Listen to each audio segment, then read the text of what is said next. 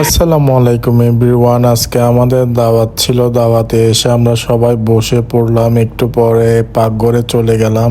গরুর বট খেয়ে দেখতেছি ভাজা ভাজা হয় নাই। ভাজা ভাজা করার জন্য ব্যবস্থা করব আমরা। রান্না করা বটগুলো ভাজা ভাজা করার জন্য চুলায় 2টা কড়াই বসাইছি। কড়াইতে এক্সট্রা করে তেল দিছি। তারপর ঝুল থেকে তুলে এই বটগুলো ভাজা ভাজা করে নিচ্ছিলাম।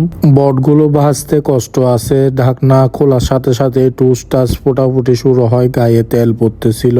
ভাজা শেষ হওয়ার পরে তেলগুলো আরেকটা পাতিলে ঢেলে নিয়ে নিচ্ছিলাম আর বটগুলো অন্য একটা পাতিলে রেখে দিচ্ছিলাম।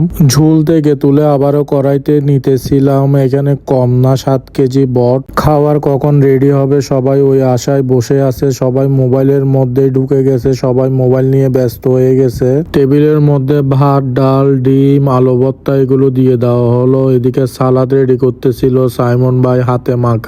সবকিছু চলে আসার পরে প্লেটে প্লেটে বেড়ে দেওয়া হচ্ছে, যেহেতু বসার জায়গা কম। কেউ এখানে বসবে, কেউ সোফার মধ্যে ভিতরে বসবে। বেলাল ভাই অলরেডি খাওয়া দাওয়া শুরু করে দিছে। আমি প্রথমে আলু ভর্তা আর সালাদ নিয়ে নিলাম, শুরু করে দিলাম। এদিকে ভাইয়ারাও আমাদের সাথে বসে পড়ছে। মূল আইটেম নিয়ে নিলাম। বট অনেক রান্না করছে, যে যার মতো করে নিয়ে অনেকগুলো বট খাইছে।